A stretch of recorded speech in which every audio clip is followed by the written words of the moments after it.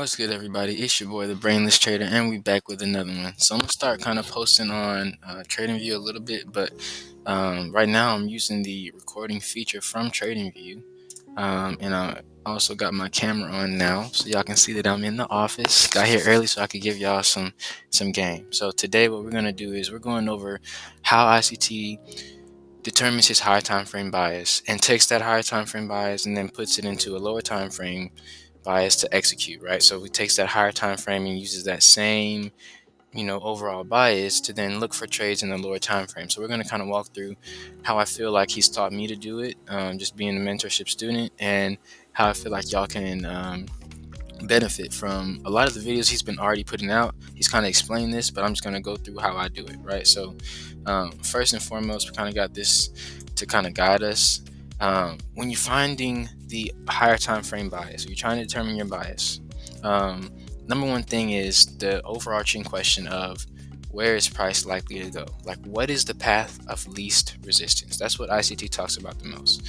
What is the path of least resistance? Obviously, when you're trying to determine the higher time frame bias, you're going to start with the higher time frame, duh, right? But you want to know what you're looking for in that higher time frame. And a lot of times, ICT just starts us by looking at, number one, what's called a quarterly shift. Now, he's probably released videos already on this, and so if I can find it, I'll share it with y'all just via my community tab when I post this video on YouTube, right? But essentially, what ICT does is he takes each 4 month or 3 month period. So there's 4 quarters in a year. So every 3 months, and you see if we kind of back up, I have it marked off on my chart. Ooh, look, let's go back. I have it marked off here, starting with January 2022, going through April, right? So January to February, that's 1 month. Then you got February to March, March to April. Those are 3 months, right? And that's 1 quarter. Now, in every quarter, ICT talks about there being one general move, right? So if we're backing up, looking at where we're at on the chart right now, we're looking at October of 2021. If y'all traded last year, you know that price essentially had been going up for a while last year in 2021, and we kind of got to the point where towards the end of the year, it started to trickle down. Now, ICT talks about using the PD arrays, right? The things that you can see and find in the market to find trades. He uses those to kind of, I guess, establish his direction in the market. But with the quarters, he's already understanding that as he's looking for the proper PD arrays, he's also paying attention to what the major move in the market should be. Essentially, that overarching question of where is price least or price likely to go? Where is the path of least resistance? So, looking at this, we already know that ICT likes to trade after a run on liquidity, right? And this is a super higher time frame run on liquidity. There was liquidity here, here, here. Price exceeded all expectations, almost got up to here, but started to fizzle out, right? And if we're looking here at the top, we can start to find PD arrays once the price begins to turn around to see, okay, is there something that tells us that there's going to be sustained movement opposite of what was already happening, right? So if we look here, we can then kind of find what's called a breaker. So I just kind of use some of these retail trader tools to kind of show y'all, right? But if we're looking, this is a higher time frame breaker. Essentially, ICT talks about a high, a low, and a higher high. Using that lowest down close candle here at the edge of B, we can essentially make a zone. Then you can use the entire wick and candle, or you can use the end of the wick if it's very long. In this case, I'm just going to use the entire candle just to illustrate. And this is how I usually illustrate my breakers. Then I would kind of tell you what time frame and what direction.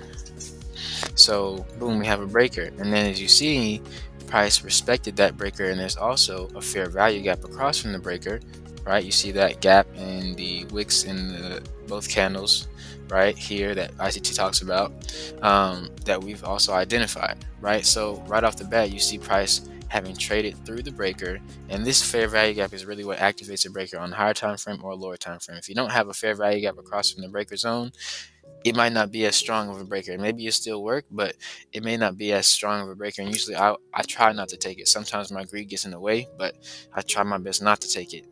Try to wait for better signals, right? So now you see the use of a PD array at a turning point in the market, right? We use the breaker to determine market structure shift, but at the same time, you see that we're entering into a new quarter, and already you know that the higher time frame bias before was very bullish.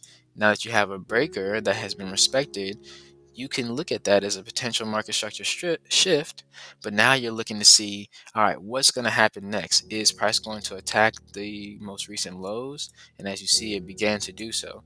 So now what you're looking for in terms of your higher time frame bias is, now what quarter are we in, right? If we're entering to this quarter, what quarter are we in? What was the market structure, or sorry, what was the quarterly shift before, right? And then um, what PD arrays are kind of giving us the hints to continue looking in that same direction. Now, as we get into this next quarter here, we're looking at October to January before we get to all the nice stuff here. You want to be looking for, first and foremost, if fair value gaps are remaining open. As you've seen here, if we zoom in, you see that this fair value gap was never violated. I have this zone to tabulate the fair value gap, and that fair value gap was never traded back into, never traded past, right? So that is one key to look at as you're trying to figure out what your bias is. Now, as you see here, you got fair value gaps that get traded past, you got fair value gaps that get traded back past, but the fair value gap that was used to determine the market structure shift has never been violated. So when there's large fair value gaps that haven't been violated and you're continuing to trend in the same direction, though you may trade back against the general direction, you are still looking for bearish trades in this situation, this scenario. Now, when you're determine that your bias is bearish, right? As we get into the lower time frames, you'll see that what we want to be doing is we want to be waiting for price to trade back up against the higher time frame bias. So this would be against the bearish bias, and then we would look for trades here on this section, right? You can trade this if you know well enough that price is traded past liquidity and price may trade back up into the higher time frame bias. If you're experienced enough to do that, do what you do. However you can make money, make your money, right? But the easiest way would be waiting for price to violate liquidity on the top side, right? Knowing that our bias is bearish. Now, as we're entering into a new quarter, you want to be seeing the same signals, right? Like at first, during this quarter, price is pushing up, but we know that general higher time frame bias is bearish. So we're expecting this, right? We're even maybe trading this, right? There may be a small breaker down here that can show us that we can get into the market, right? Now, once we've traded past levels of liquidity, we want to be seeing, okay, what PD arrays is price responding to, right? So if we're looking at the most recent high and low, this dealing range, right? This most recent high and low, you can look at it a couple different ways. You can pull out the fib and say, all right, what area of the fib has price pulled back to, right?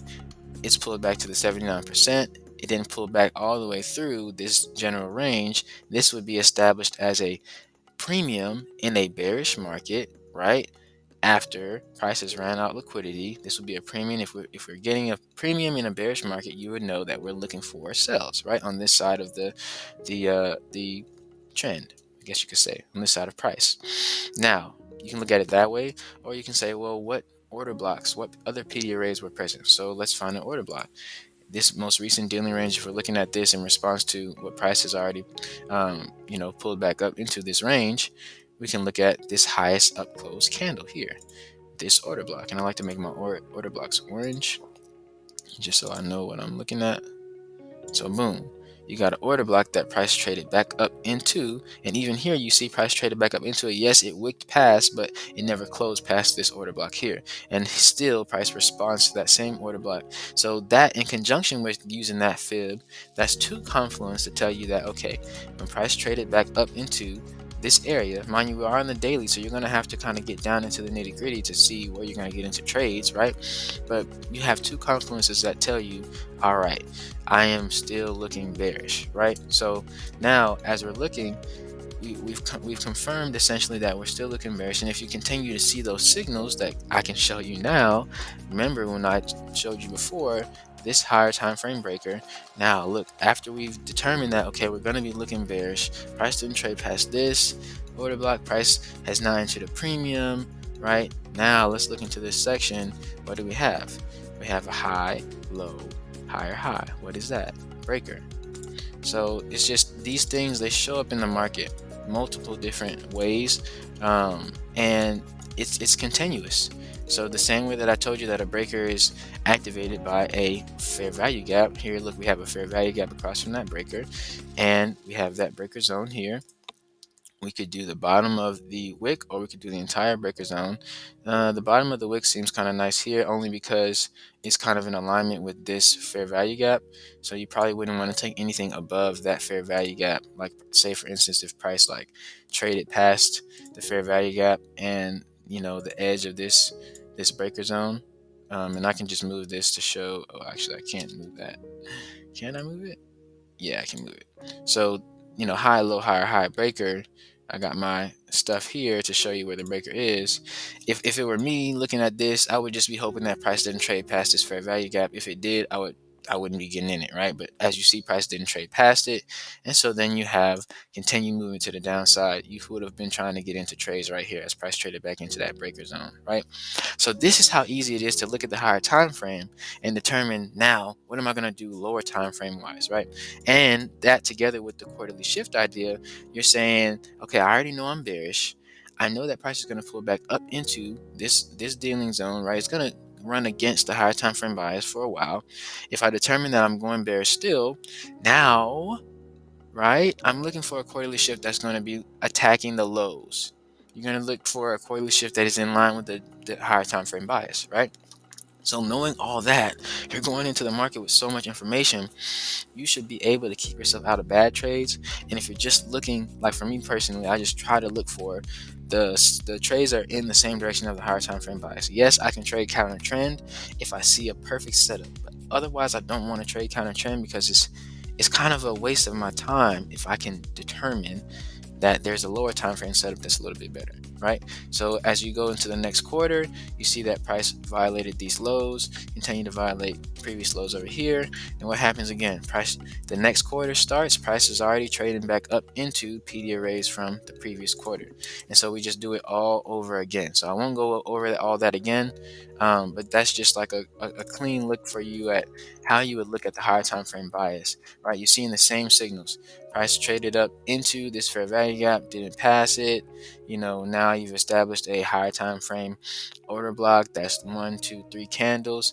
Now the midpoint of that order block never gets traded past.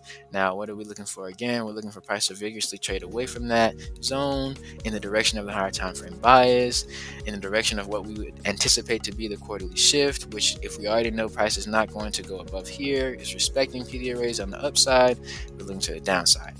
It's as easy as that, but it is a little bit more difficult to execute. So that's why you have to practice. You have to continue to learn, continue to watch ICT's videos, continue to watch my videos if you feel like they're helpful. But like, however you can understand, do your best to understand, because it's going to be worth it in the long run.